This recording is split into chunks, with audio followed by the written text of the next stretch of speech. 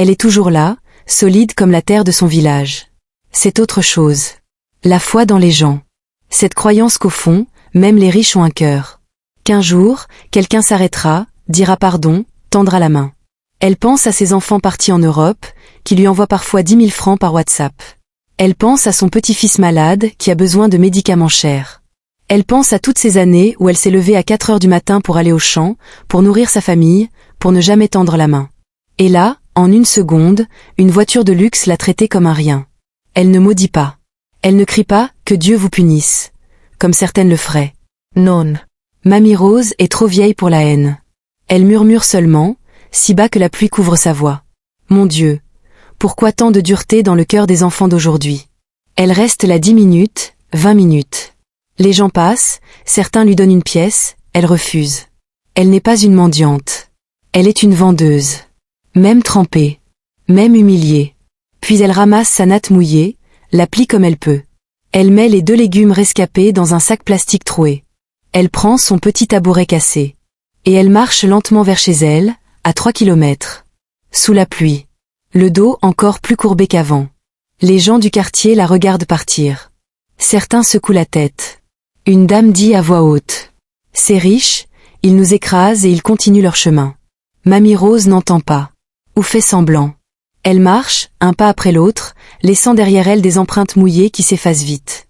Dans son cœur, il n'y a pas de colère. Juste une immense tristesse.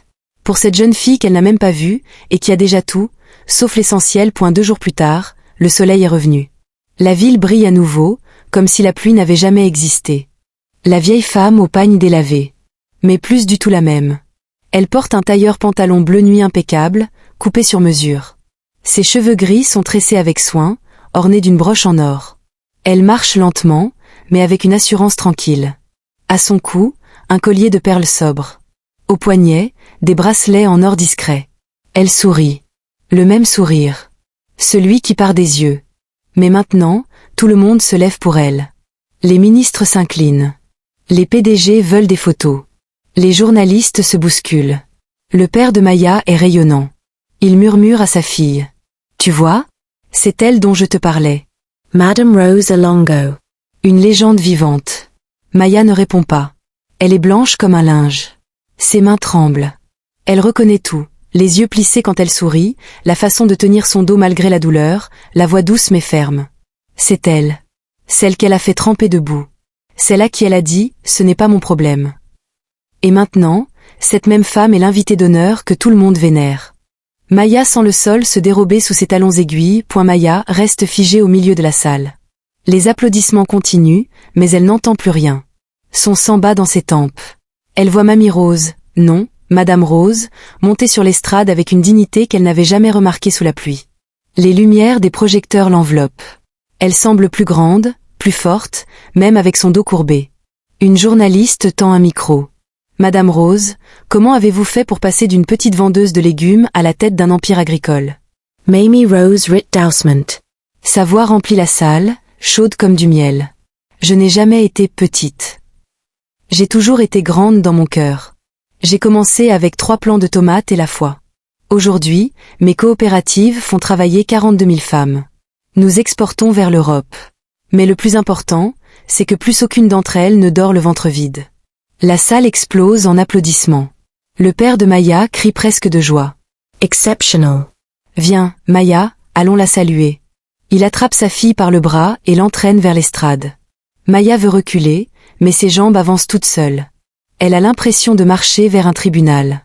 Mamie Rose serre des mains, remercie, pose pour les photos. Elle rit avec un ministre. Elle embrasse une vieille amie. Elle est chez elle ici. Dans ce monde de luxe et de pouvoir, elle rayonne plus que tous les diamants. Et puis, ses yeux croisent ceux de Maya. Un instant. Pas plus. Mamie Rose la reconnaît. Maya le voit tout de suite. Un éclair dans le regard, très bref. Mais au lieu de la colère ou du mépris, il y a rien. Juste une douceur tranquille. Comme si elle disait, je t'ai vu. Et je ne t'en veux pas. Maya sent ses jambes trembler. Elle veut disparaître. S'enfoncer dans le sol. Son père, inconscient de tout, arrive devant Mamie Rose, tout sourire. Madame Rose, quel honneur. Je vous présente ma fille, Maya. Il pousse Maya en avant. Maya est à 1 mètre de la femme qu'elle a humiliée. Elle sent l'odeur subtile de son parfum, du savon de Marseille et quelque chose de fleuri. Mamie Rose tend la main. Sa poignée est ferme, chaude. Bonjour, ma fille. Ces 3 mots frappent Maya comme une gifle. Ma fille.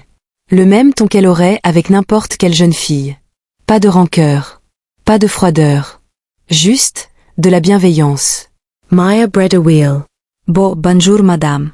Sa voix est toute petite. Elle n'ose pas lever les yeux. Elle fixe les chaussures impeccables de Mamie Rose. Elle pense à la boue. Aux légumes écrasés. À sa propre phrase, ce n'est pas mon problème. Le père continue de parler, enthousiaste. Ma fille admire beaucoup les femmes comme vous. Maya a envie de hurler, non. Elle ne sait rien.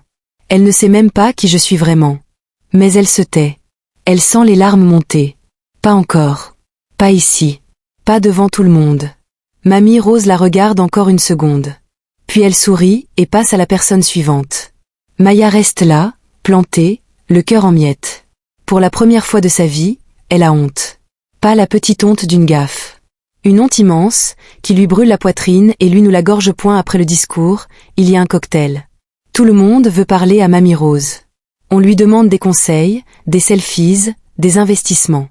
Elle répond à tous avec la même patience, le même sourire.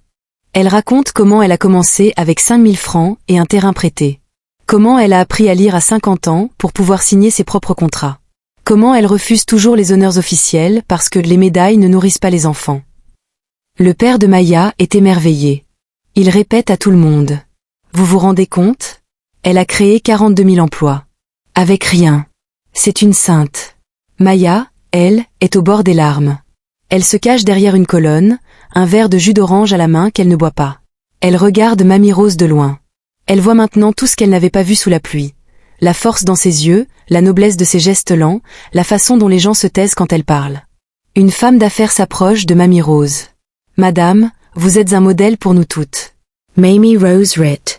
Un modèle? Non.